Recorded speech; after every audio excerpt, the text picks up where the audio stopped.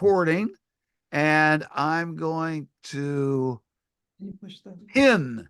Okay, there we go. Ingu. So take it away. Welcome and thanks. We're very appreciative for your talk, and you can talk, between 40 minutes and 60 minutes, however it works out. It's up to you.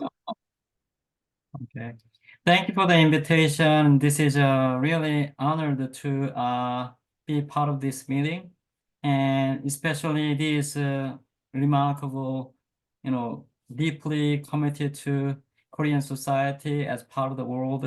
And so I have been very closely, just connected to the Ed and Diane Bakers, and as part of their youngest son. And so anyway, this is beyond its a personal connection, and I would like to see all of yours kind of comments on my book. And this is really critical because I know that many of those people's it's not simply experiencing Korea, but building up your expertise on the Korean society and as on the U.S. and Korean relations and also global politics. And so, yeah, I a little bit humbled, but anyway, I would like to deliver my talk and by showing some PowerPoint slides.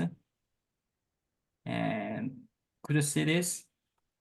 Yes, we can. Okay. Thanks. Thank you. Okay.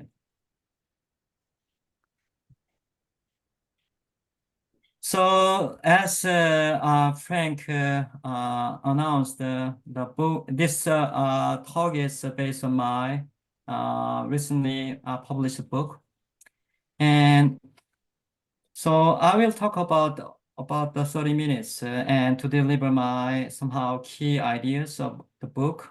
And so book is dates to my first trip to the United States in 2005.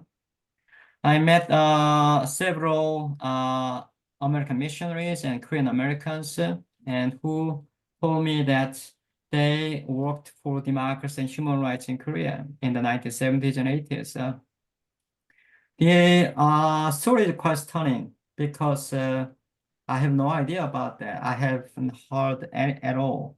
Although I just finished my master's degree in Korean studies. So my curiosity developed why I couldn't hear and how could I put this as part of history. And but luckily I was admitted to the University of Chicago in history PhD program, and I could develop that as part of my dissertation. And further, I could promote this dissertation into a book. This is a book. So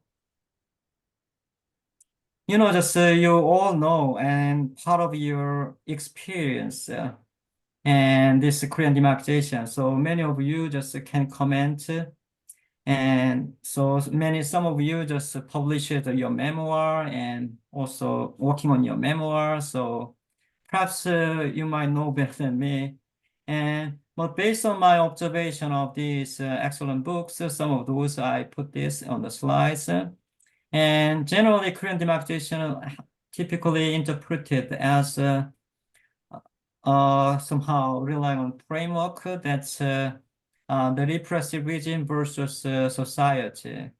And somehow domestic and national lens is a key tool to see this history. And so global human rights dimensions is not much part of this. But around this time, for the last 30 years, these books began to develop to historicize global human rights activism and politics. But these books much more focus on the European and American context, not much East Asia. And so my book is one of the first book work and to incorporate the East Asian context through the case of Korea. And most of all, actually, not much local indigenous context and dimensions incorporated. So I would like to reflect this history as part of the global history of human rights. So in developing this, actually, I setting up the two analytical framework. One is I paid attention to the how local pro-democracy actors translated their sufferings and causes with the language of human rights, thereby elevating the local domestic issues developing into the international political issues with the name of human rights. So it enabled to. Ingu, Just one Yep. second. Your slides don't show that well, I think. They're kind of It's not Green. moving? the blue one, the current one is too light. I don't know Oh. whether are other people experiencing that? Okay. All I right. think can I see it could all read right. it. I could read Okay, it. just I can read it too. okay, that's good. That size and then Next Yeah. slide. It's not yeah, moving? yeah, that's fine. It was a was, smaller slide before too. Go to and the it was next the slide, please. fourth one. So this is Yeah, a good? This is a good? Yeah, Yeah, it's that's okay. good. That's much That's better. good. The Okay. other one and one, All okay, right. this Okay, one, the yeah. contrast is a little hard, but But it's better But than it was bigger- when it was bigger smaller. is good. Oh, I didn't realize actually. Yeah, it was So sort of a half slide before, but now it's full slide. it's Yeah, okay. that's better. All right. Better. Much better. Thank you. Yeah, sorry. No, thank you. Thank you for letting me know. And so, Zoom meeting is always tricky. In a pandemic time, I was really struggling to properly operating and this whole meeting. So thank you for letting me know. Let me continue. So this one is so like how the local promoting their issues in international politics through the framework of human rights. So it enabled those local actors and transnational actors to examine the nature of the Cold War politics under U.S. hegemony. So the other dimension is I'd like to check the local and transnational campaigns, as well as counter mobilizations led by the Korean regime and the U.S. Administrations to see if how these issues are developing into the global Cold War politics. So, just this is so I'm just one of this sentence in the slides is captures key arguments. So let me read. Pro-democracy and ecumenical protesters in South Korea built transnational human rights campaigns demanding social, economic, and political justice that challenged South Korean authoritarian regime and U.S. Cold War policy toward Korea. So today, it's my book is organized chronologically as well as thematically. So I will introduce three key issues. First, local actors' vernacularization of human rights language. So how they consume the language of human rights on their own terms and purpose. Second is how the local issues began to be internationalized, especially through the sphere of U.S. Congress, not through the United Nations. Third one is geopolitics of human rights actions by those local and transnational actors and counteractions by the regime and the U.S. administration. That is. So I'll introduce a couple of cases. So let me begin the first. So you all know actually remember the 1948 Universal Declaration of Human Rights, but human rights not always constantly rising or always there. So in the 1960s, the dominant user of the language of human rights, ironically, Park Chung-hee. So he described his coup as human rights for the sake of freedom from wants. And he even established the first government office in the name of human rights. And he continued to promote this kind of pseudo human rights campaigns and programs. but he stopped. And by 1972, when he established Yushin Constitution to building up his lifelong rule. But then he began to speak Minguan instead of Inguan. The Minguan terminology can be translated in various ways: civil rights, people's rights, sometimes combination of human rights and civil rights, Minguan and Inguan. And by the time until the 1960s, and pro-democracy actors not much using the terminology Inguan. They prefer to using Minguan and to articulate their own issues. But by early 1970s, it is totally shifting in the context of rising global advocacy campaigns, especially by Amnesty International and ecumenical communities. And these global advocacies developing in the context of decolonization, rising new religious thoughts, and global protest, and then also shifting global political terrain from the containment to detente, and most of all, actually developing global interdependence. And then that is very much facilitated by the technological developments, jet airlines and tax machines, and most of all, actually, non-state actors like you, Peace Corps members, pro-right, and those NGO groups for environment and women's movements and human rights. So in these developments, Korea began to be exposed to the new ideas, especially human rights campaigns. So Amnesty International initiated their campaigns and prisoner of conscience and anti-torture campaigns, and from the 1961.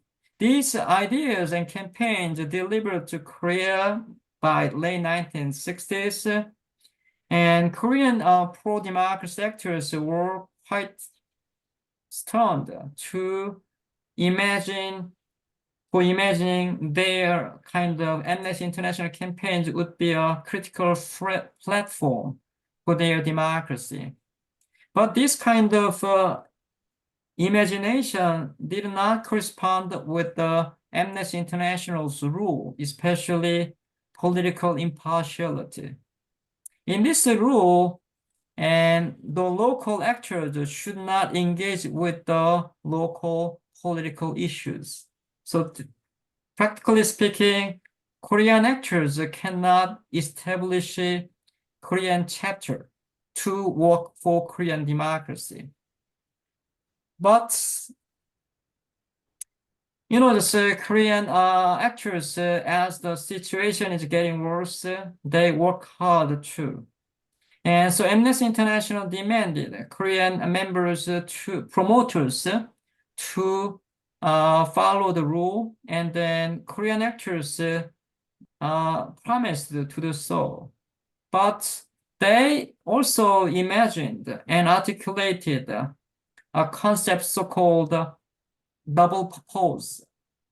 So simply speaking, working for international as well as domestic campaigns.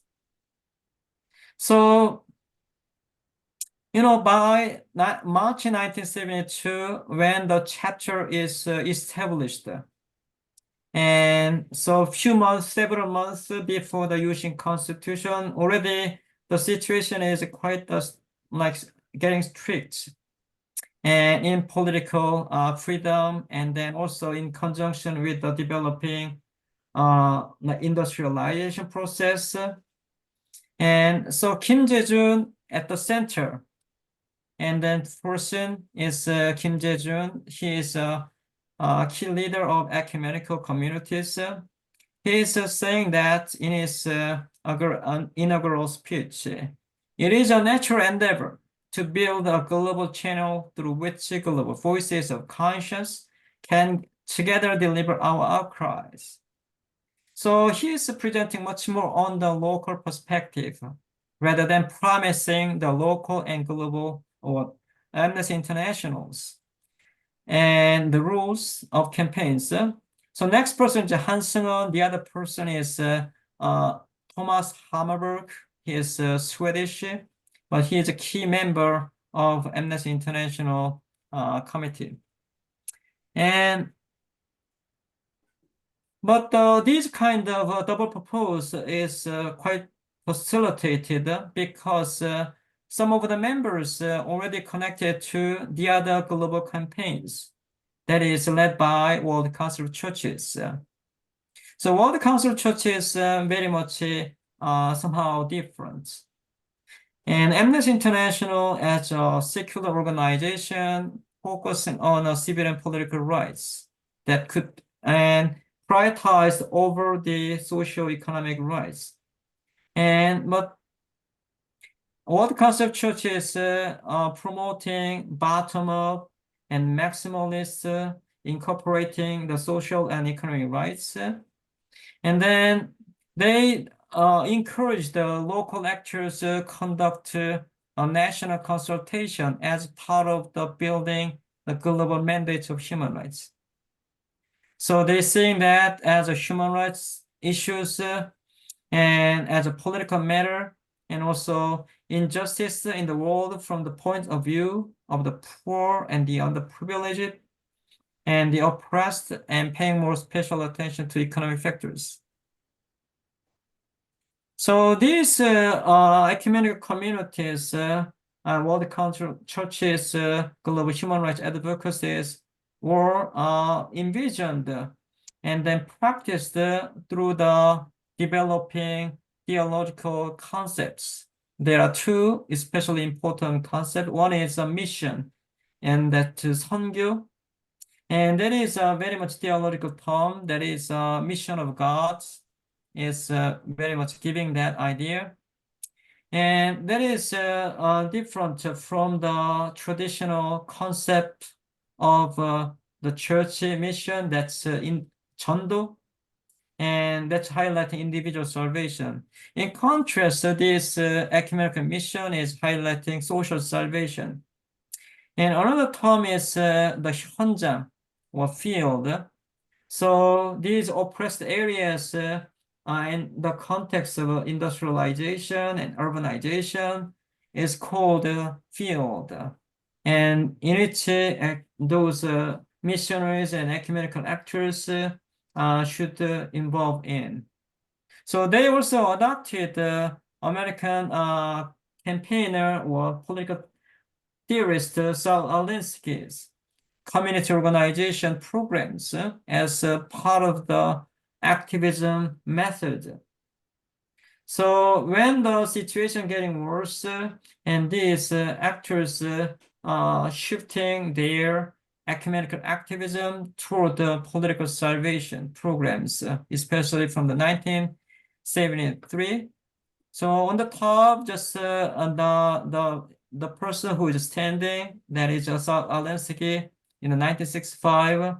And in the small circle, that is O.J. Sheikh, who is learned, one of that person, disciple. And the bottom is Park Hyung-gyu in the center. He is the key leader of practicing this whole program as an ecumenical leader. So by December 1973, and these ecumenical communities announced the first indigenous Declaration of Human Rights. And through the national consultation, so they highlighted academic freedom and the women's rights and minimum wage and social security system are human rights issues. And they also established the Human Rights Committee and also adopted the Human Rights Week as a critical frame to promote the human rights campaigns. And we see this actually developing the human rights agendas, issues. And so this is an initial stage how democracy activism could be combined with global human rights campaigns. And these frames of some social, economic, and political, social, civil, and political rights campaigns continued. And especially these economic rights or labor rights could be part and parcel of human rights campaigns. So the photo shows 1978 Dongil textile companies workers protests. So Dongil Textile is well known for this kind of groundbreaking campaigns for the labor rights. And then when they tried to hold a union election in 1978, they were attacked by the gangsters organized by the employers, as well as promoted by the American AFL-CIO and in collaboration with the KCIA. So these campaigns like protest and very much delivered to the US communities, including Jimmy Carter and then Congress, and through the transnational organization that's Amnesty International, North American Coalition for Human Rights. That is very much debated and disputed in the US Congress. And you see this. So, you know, how these issues are becoming a critical agenda of US Congress. This is a very important agenda, and I think many of you already experienced about this and also contributed to this emergence of the global human rights campaigns in the context in the United States, especially through the US Congress. So, you know, just in the early 1970s, the US began to losing their global moral leadership, and with the Watergate scandal and then the Vietnam War fronts issues, and so those are like liberal internationalists began to revitalize US moral leadership by promoting human rights campaigns. So this the Donald Fraser and this congressman revived the Section 32 of the Foreign Accession Act, and that is like emphasizing the US government's and responsibility to accommodate human rights like issues as part of the US foreign policy. So these issues much more consolidated over the years. And then in 1975, Section 502B is very much monumental. This is a very much critical foundation for the human rights engagement of the US government toward the world issues. And this is a foundational frame that is for the current day human rights issues of North Korea. So, you know, just in 1974, this is the most like the repressive moment in the contemporary Korean democracy movement and under the Park Chung-hee's emergency measures. So, and the Min Chung-hwan case, that's a suppression against this whole college students, and also Lee Nyuk-dan case and People's Revolution Party case. So this, you know, on the top, there's 54 prisoners, the most suppressed figures, and some of them actually are charged with the People's Revolution Party case. When this most suppressive movement developed, the Amnesty International demonstrated a critical campaign framework called fact-finding mission. So you see the in the middle. So on the bottom line, that's the center. He's William J. Butler, prominent American lawyer. He came to Korea and conducted a fact-finding mission, especially those 54 prisoners. And interestingly, he developed this campaign and like fact-finding mission report. and to deliver those local actors' perspective that is much more politically and geopolitically concerned approach to U.S. and UN policies. So his report, that's the bottom, is the title of his reports and political repression in South Korea. So he state that U.S. should seriously consider withdrawing their economic and military support, which is being used to perpetuate the tyrannical repressive measure of a dictator. So William J. Butler sent this report also to the United Nations. No response. And in the following year, another campaign, 1975. And so around the time of the emergency measure number 9, and then several days before that, there was a critical prosecution of People's Revolutionary Party case prisoners who were sentenced to death. And so this report in 1975 and sent to the United Nations, but not much response, and only saying that, we will continue to study, and we will continue to study, repeated without any proper immediate action. So Amnesty International really frustrated, and by 1979 withdrew their request to the United Nations.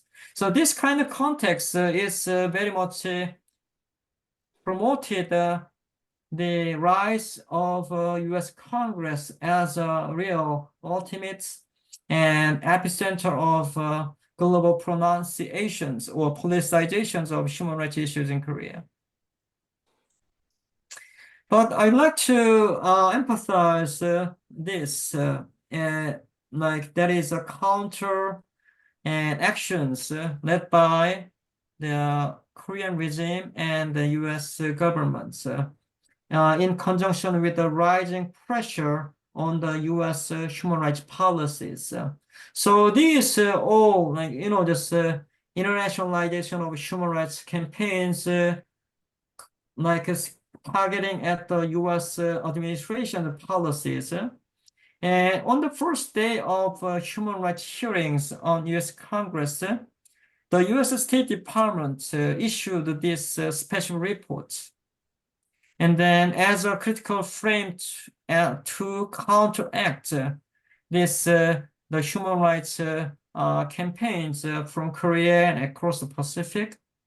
So especially they articulated one critical policy called quiet diplomacy.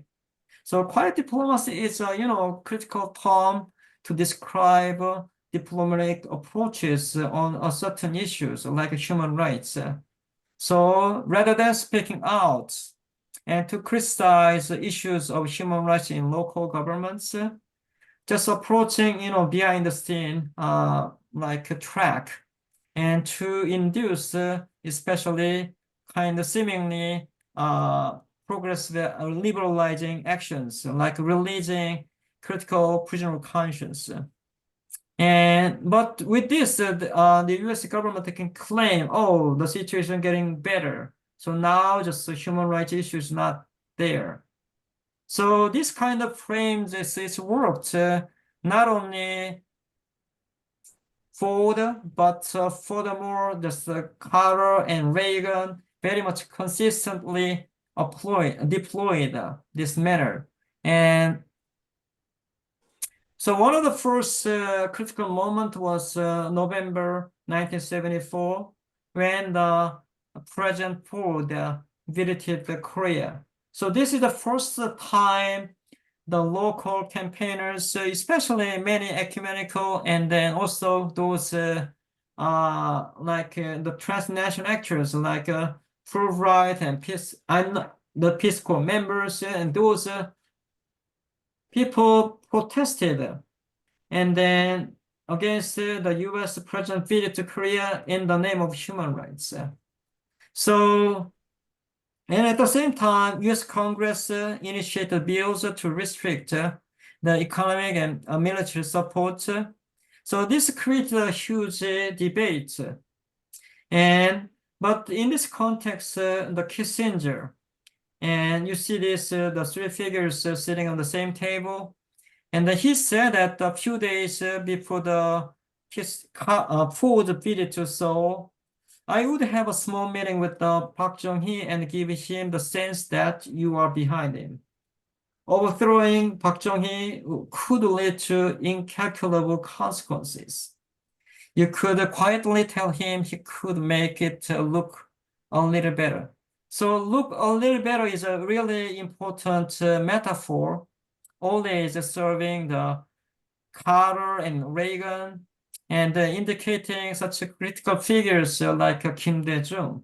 So releasing Kim Dae-jung or some Kim Ji-ha or Moon Hee-kwan, and then rearresting or bring them in the house arrest. But in international society, they could claim, oh, the situation getting better, and then we should continue our assistance. So now just I would like to introduce some cases about geopolitically developed human rights politics and following the transnational campaigns to promote the Korean issues to the US Congress and international communities. So the left hand, it's a photo of 1976 March 1st. This is a poster that obtained by Ed Baker, who's in the today's, and he in Tokyo, and he carried to his home in Boston. At first, I guess to Washington and then Boston, and so I took the photo. And you know, just this is in March 1st, 1976. About 20 people and gathered in the Myeongdong Cathedral as part of the mass and announced one statement to criticize the Park Chung-hee's emergency decree number 9 and Yushin Constitution while envisioning democracy and human rights in Korea. And quite similar to Charter 77, but in the following days, this is like critically repressive instance in Korea and very silent in Korea. But in the following day, the New York Times, the US Congress, it's a really, really serious and outspoken moment about the human rights issues. And Park Chung-hee himself actually directed the whole of this issue and then suppression. And so this issue continuing for 3 years until 1978 as a top diplomatic agenda, and combined with like a military withdrawal policy, and at this time is Park Chung-hee's like critical bribery issues and suppressive issues, and then investigated by the like Fraser Committee. That's at Baker is part of this, but you know, just in contrast to the common kind of expectation of the people to the Carter administration, who might initiate more proactive human rights measures toward Korea, but he maintained quiet diplomacy, following or guided by his top aides and Michael Amakos and others. And so, you know, just this is a category showing that how quiet diplomacy became a critical political measures and for Korea. And so, you know, just including this the Dongyal textile in 1978. So this kind of, you know, just pseudo liberalization measures by the Park Chung-hee was very much aimed and also very much supported by the US administrations to maintain the status quo. But this kind of approach kind of entailed critical consequences inevitably, because more number of groups in local and international communities try to adopt you know, human rights understanding and campaigns. And one critical explosive moment and monumental moment was during and after the massacre in Gwangju 1980. And that led to actually anti-American sentiment, critically challenging the Korean regime as well as the US hegemony in East Asia. And also it revealed and the hypocrisy of the policies. So in context of Korea, Chun Doo-hwan always proclaiming, "Oh, I'm supporting the peaceful transfer of the power." But in essence, she was conducting the torture. That is the case of Park Jong-chol. And these cases and revealed through the protests and human rights campaigns, but that also revealing the kind of inefficacy of quiet diplomacy by the US administrations. So thus, it's leading to this critical moment of 1987, and so leading to the democratic opening. And 10 years later, Kim Dae-jung was distanced in the 1970s, was elected as a president. And so the Korean case shows that it's very much a local society and transnational communities developing their own frames of human rights and agendas and campaigns rather than simply being influenced by the other international communities. And so, just it's leading to the much more extended human rights campaigns today, and the forced labor issues, comfort woman issues, human rights cases in North Korea, and especially now it's much more multipolar age of the world communities. And let me stop. Thank you very much for listening. And Whoa, great. Thank you. Thank you. Thank you, Ingu. Great. Let's see. Okay, so why don't we open it up to some questions and comments? Charlie? I would be interested, it's interesting to reflect back on these events of years past and to hear about these various actions that were taken by the international community as well as internally in Korea. But I'm wondering, my sense is that with very few notable exceptions, the international pressure that was being put on the POC's government and on the ones that immediately preceded it were well somewhat effective when push came to shove. When democratization finally occurred in South Korea, it was more an internal process than having anything really much to do with international pressure or international actions. Am I right in thinking that way, or what is your feeling about that? that's true. And so, this international communities is not that big. And also ecumenical community is not that big. So in case of 1973, like the 1 million people gathered in Yeouido Gwangjang, and as part of the Billy Graham's, just and then, but a few miles away, the female workers protested, and only 50 people gathered, and then 50, just a few years before, just those kind of actions created by those called the Group of 50, and Baker and others, it's just contributed that kind of so, but just it's not that big populations, but important thing is kind of institutional developments. That's one big thing. So in case of Kim Ji-ha's somehow death sentence in 1975, And the international communities try to nominate him as for the Nobel Peace Prize. And so that, the Korean government is very much alerted and then try to compromise. But these issues is very much like developed under the curtain. So it's very much confidential. So the public could not know much about. And also the 1975, 76, and 77, this is especially Kim Dae-jung's case.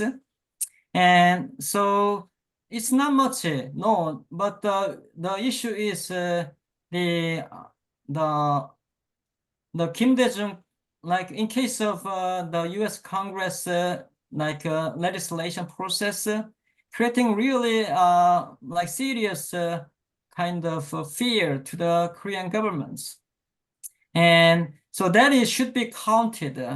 But I'd like to highlight another dimension. That is, in this whole process, and people could realize what human rights could mean in the U.S. foreign policy. So we often see only the May 1980 as a critical turning point, everything. And then in terms of U.S.-Korean relations and U.S. foreign policy toward Korea and others. But without understanding of these developments before the May 1980, and we cannot see, just how much impactful like consequences developing in the 1980s and in following years. I'm not sure I just answered properly to your question. And if you are interested about this whole, like you may checking the also 1980 Kim Dae-jung case. So how much actually Korean governments, but it is important to see how much proactively reacted and interacted by the Korean government. So Korean government is not only passive subject of human rights campaigns. They are try to using their own terms of the human rights to react.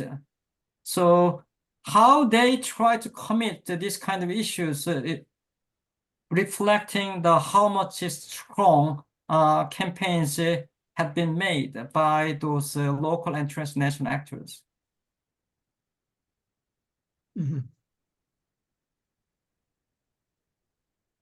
I have a question. Go ahead. Okay. I'm sorry, Russ. Go ahead, Carl. So my question is, you mentioned in the slides that Park Chung-hee himself was involved in thinking of how to make things look a little better to the Americans. So my question is, this is, in this case, making things look good to the Americans involved human rights and people who had been arrested and imprisoned because of their political opposition. But my question is, there are other issues in which the Korean government often tries to make things look good, especially to the United States Congress. And so was this all coordinated with Park Chung-hee and people around him, or was it actually coordinated through the Weimubu, through the Ministry of Foreign Affairs, or with the Ministry of Defense? So this is a collaboration between the Park Chung-hee and U.S. government. Because 1975 502B, the law entailed the establishment of Human Rights Office of the United States. And also it demanded the publication of a human rights report.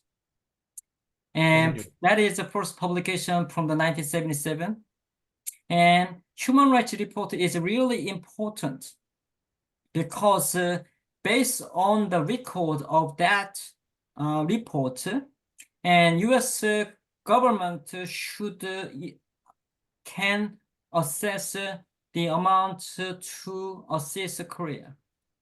So if the record is bad and saying that Korea is violating human rights, the U.S. government cannot assist Korean governments for military and economic development. So just a few months before the report written and published, was quoted by the U.S. State Department officials. Why don't you make some positive actions and releasing that? Recapturing, releasing, recapturing. And also State Department somehow. What's happened here? You froze up there, Ingu. Massaging the connection. Your picture is frozen. Oh, no. That's right. Shake your head. Ingu, if you have a bad connection, you may want to stop the video and just talk. Oh, Okay. there you are. Yeah. we go. Can you hear me? Yeah, Yes, yeah. Yeah. Let Yeah, me you can go repeat now. actually simply quickly speaking. So human rights report is very important. And so the human rights before the publication of human rights report, US government signaled to the Korean government regime, oh, you should show some improvement. And then releasing the prisoners, Moon Hee-kwan, Kim Dae-jung, and these. And then few months later, Korean government recaptured them, re-imprisoned, and then around the time of publication of releasing them. This is a measure. And at the same time, State Department massaging the records. So for example, torture onto somehow just some issues. And then that could be enough to be accepted to support the military and economic aid. So because this is important, the US government interested in maintain the status quo.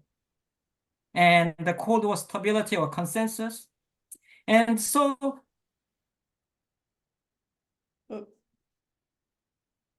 enough to make You were moves of frozen this. again. And you are now. Can you hear me? Sorry. Yeah, Yes. keep freezing. Maybe just Oh talk. I think it might Okay. be good to turn off the camera if you have a bad So connection. my home internet connection is not that good. That is, I hope just you can hear me properly. Yeah, we can. We can hear you. Okay. Ingu, often if you turn off your camera, it's possible to talk better. You know, if you have a limited connection. Because you've been freezing up regularly. Can he talk when he's frozen? We don't even hear him, do we? What I'm saying, you turn the camera Yeah, off he's and flowing. then you can talk. Okay. Try sending him a message. Okay. Maybe In- you send him a message. hearing to- now. Ingu, if you can hear me, why don't you turn your camera off? Whoops. Anybody can send him a message. I will. Can you He's hear so me? body fluid.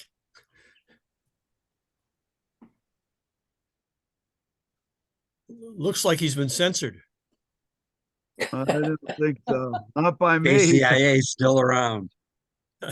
Where is he? He turned it off now. He's not there, right?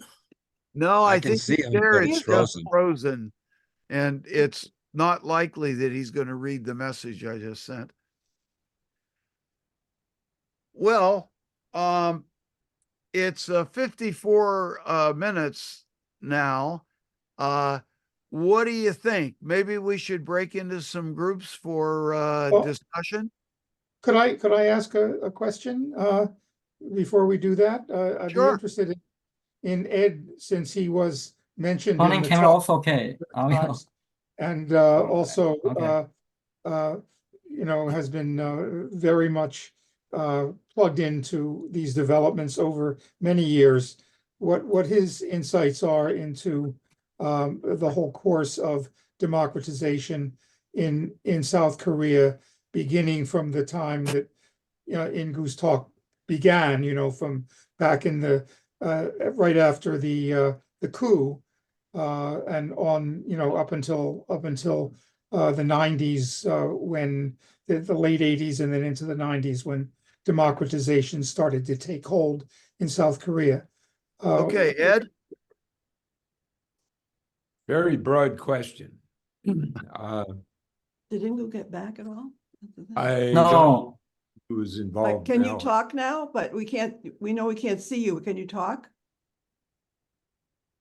Oh, dear. No. No. can you hear me? Now? Yes, Can yes, hear you. We can hear you. Oh. Yes. Can you hear me? Yeah, Yes. yes. Good, sorry. I don't Did know. you hear Charlie's question? No, He could- please say could them finish again, the other one. please. Well, I was interested What in you were Ed saying. Baker's. Finish what you were saying Oh. about the, I was interested in Ed Baker's insights into the various points that you made in your talk, and how the democratization process took shape in South Korea over that period of time. Well, As you say, Ed, it's a very broad So this is question. not a question to me, but okay. If I can butt in here, I got a little different take on Jimmy Carter. And Well, you well, said that, wait a minute. Can't we get Ed's answer first? oh, I thought we moved on. I'm Yeah. sorry. And I thought we were going to break into groups and I wanted to mention this, but I'm sorry. I thought Ed wasn't going to. There's 3 or 4 things going on at the same time. Ed, do you Yeah. want to answer Charlie's question and then back to Ingu or Russ? Okay, well, I got involved starting in 1969 with a group that petitioned the U.S. Embassy. And the ambassador saw us a couple of times. And what we were raising there then was that the Dodge Power Wagons, which had a symbol of USIS and Korean hands shaking over an American shield, were bringing the riot police to the campuses. And they were lined up just around the corner from the main gates of the campuses. And, everyone in Korea who was the least bit interested in these questions could see that the United States was putting its seal of approval on Park Chung-hee and his third term amendment process, which was the issue of the day. And the ambassador, and I think this is very symbolic of the thinking of U.S. officials. The second time we saw him, he announced that he had solved the problem of the trucks. He had them taken into the auto shop at Yongsan and had them repainted in the colors of the Korean National Police. Well, by that time they had been out on the street for way more than a month, 6 weeks or 2 months maybe. And that was Ambassador Porter's idea of how to solve this problem of the apparent support of the U.S. government for the PAC government. The issue of quiet diplomacy was a subject spoken about with members of the political section of the U.S. Embassy on a number of occasions. And, they would say things like, you guys should be quiet because you're interfering with our quiet diplomacy. And my answer to that was, what do you mean? Our activity and our noise reinforces your quiet diplomacy. Why don't you tell them, you know, if you guys would tone this down and stop locking your opponents up all the time, then those noisy American citizens might stop talking, and they could move the Korean government without that in the way. But there are many things here. Yeah, May I suggest that we give Ingu a chance? if yeah, that's it's that's available, just what we were and saying. then we can come back to Russ in a second. Ingu, are you Yeah. able to comment on the recent discussion? You mean about quiet diplomacy or? Well, yeah, what Charlie asked Ed and Ed's answer to Charlie. Yeah. So, you know, just the one thing that I want to highlight that is those transnational campaigns or involvement in Korea, and it's not somehow revolutionary activities from the birth. It is very much intimate and pragmatic, and also kind of moral commitment. And but that is began to be much deeper and then critical, and so campaigns and expanded. So actually the insight about the quiet diplomacy dynamic, it is I actually wrote his insight in the part of my chapter, and how that is so quiet diplomacy is very much presented, but in the what I want to say, it's in the Carter's administration case. So people critically remember that quiet diplomacy from the Reagan administration, because Reagan administration fully articulated the quiet diplomacy as their own policy. But under before the Reagan, those governments like Ford and Carter, and they often assume that especially Carter is outspoken, you know, just speaker on campaigner for the human rights, but in history, in essence, is very much contradictory with the somehow historical perception that we have, and that's what I want to reflect is somehow Carter period is very much different from the Reagan administration, but in essence, it's quite consistent in practice. That's my point. Yeah. Okay, Russ, you had a point you wanted to make about the Carter. My point plays period. directly related to Ed's and to Dr. Hwang's last statement. Here's my interpretation here. I think that clears up maybe a few of these answers, or makes more controversy. The Nixon, Kissinger presidency, Ford, Kissinger, didn't end until January 1977. Up through that period, they were followed what we'd quickly call realist theory. The primary driving force was containment policy, anti-communism, that's Kissinger, and Park Chung-hee and Marcos, the Somosas in Nicaragua, Iran. Hey, they were dirty sons of guns, but they're ours. And we backed them. And back them was really important back then. You gave them arms, you gave them support. That was the policy. But that was Vietnam time. That was civil rights time. The split between Republicans and Democrats in that day was those who supported realist theory and those who said it's totally obsolete. It got us into Vietnam. It doesn't help civil rights. We believe in humanism. We believe in more liberal policy. Back then, Americans were a bit more liberal. The Democrats pushed those bills through, those human rights bills. If I remember, a few of them were vetoed by Nixon and then reversed. They were controversial. Many people believed, hey, if we give in to human rights, we'll lose the Cold War. And other people said, no, no, no, times are changing. It's an interdependent world. Well, the Democrats chose Carter to run. Carter ran on those policies. Yes. And on January 20th, 1977, American foreign policy for a temporary period changed considerably.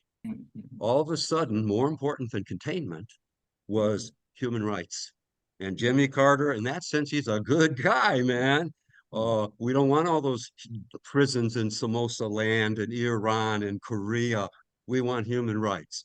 So we're going to stop giving you aid. We're going to stop giving you military support. We're going to be a different world now with me as president. We're following human rights. And I don't know if you believe this interpretation or fact, but he's laid off arms going to Somoza. He's all of a sudden we had trouble with the Shah. Marcos was complaining he wasn't getting support anymore. In Korea, I arrived 2 weeks after my group. We arrived 2 weeks after Jimmy Carter became president. Or I mean, we came when Ford was president. 2 weeks later, it's Jimmy Carter. Within 6 months, the whole attitude in Korea changed. The first 6 months, people loved us, Americans. But the last 6 months, people were getting scared because Jimmy Carter said he's pulling the whole second division out of Korea. He's going to stop supporting Park Chung-hee and let Park Chung-hee change his civil rights and human rights. And things were different in Korea. And most Koreans, from my feeling, switched that was one of the 3 hostile anti-American periods if you were living in Korea. And people were unhappy. General Stinlab got fired because he argued against Jimmy Carter's policies. But anyhow, here comes Brezhnev, and he's getting party. And Brezhnev starts sending all kinds of troops to Africa, and Brezhnev starts sending all kinds of people into Afghanistan and elsewhere. And he's sporting a bit more policies, getting real cozy with North Korea, and North Korea is getting strong. But Jimmy Carter's not giving arms to Korea. Well, in Somoza, he stopped giving arms to Somoza. He stops giving arms to Iran. Well, what happened? I don't know if this is causal, but it's empirical. Shortly, 2 years into Carter's administration, Somoza goes down. Sandinistas take over. The Shah goes down. Oh, and Park Chung-hee, what are we going to do? And all of a sudden, Carter's losing in the polls, and all of a sudden, Carter's a sissy, and all of a sudden, Carter wears cardigan sweaters instead of worrying about American national policy. And Reagan jumps in and beats him. Well, the last 2 years of Jimmy Carter, he changed his policy. He went back to realist. After Brezhnev moved into Afghanistan, Jimmy Carter started supporting Park Chung-hee. He started changing much earlier, Russ. When he visited Korea in the 1977, he didn't say a word about human rights. The final statement, a press statement released by the two of them, didn't talk about it. Earlier than that, right away, actually, Cyrus Vance appeared in Congress, testifying before Congress, and said, well, we're going to have to make exceptions for the Philippines and Korea. Yeah.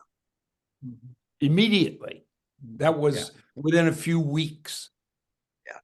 And when Reagan came to office, the very first person he saw, a foreign leader, was Chun Doo-hwan. We switched back immediately. That was in a bargain. That was in a bargain to save the life of Kim Dae-jung.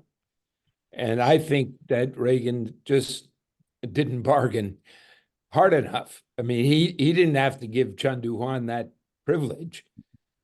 He should have just said, don't you dare kill that guy. And that wouldn't have happened, I believe. Why don't, if it's okay, why don't we give Ingu an opportunity to respond to the Carter issue? And somebody just suggested that we get Ed Baker in a subsequent presentation, to expand on, his interpretation of all this. But Ingu, do you have any comments about Jimmy Carter? So one thing actually for the Carter administration, I want to tell that is, so one point is, we should not simply call U.S. foreign policy or U.S. government because there is some critical internal division. So Carter versus his aides, and then Carter versus his aides versus the U.S. Congress and U.S. governments. So Carter's personal orientation not fully reflected in his policy, in his administration policy. So, for example, those actually East Asian Secretary of State, and then those figures in National Security Council, and actually during the time of campaign, they were very much articulated the human rights to help the Carter as a critical figure for the moral supporter. But once elected, they actually totally discouraged the Carter to take that, and then exactly the Mr. Ross Martin just saying that he was guided to take realist perspective, and then from the very first month, so in his first letter to Park Chung-hee, actually very much reflected. So he could maintain his own personal kind of moral orientations. I think the Carter is somehow a victim of somehow systematic U.S. foreign policy. Especially Korea is a little bit, could be different from the other countries back because it's a U.S. military bases. So U.S. military base is a key part of U.S. hegemonic building from since the 1945. And so the U.S. military base is not simply about Park Chung-hee's policy or Carter's policy. It is very much a U.S. system itself. So those security officers as a very strong position. So those whole aides could manipulate Carter's position. Even we could see the actual whole process of the Gwangju massacre and then follow up the whole Kim Dae-jung case. Carter could not make his own position at all. He always had, in the public space, he had to present what his aide, like Donald Gregg and these people suggested, but it's not simple suggestion. And it is very much a strong, kind of policy that he had to adopt. And so because he complained that actually later those security guys actually very much stronger than U.S. imperial presidency. And so that actually I can tell. And yeah. Interesting. I think you're letting Carter off too easy, Ingu. Okay, well, maybe we can pick that era up again in a presentation like it was suggested. So we've had Ingu on stage here for an hour and 10 minutes, at least for most of that hour and 10 minutes. And so why don't, is everybody agreed with thanking Ingu for his presentation? Thank you, yeah. Ingu, very much. Hey, Thank you. Dr. Wong, that was very interesting. Thank you. You did a very lot of much. research.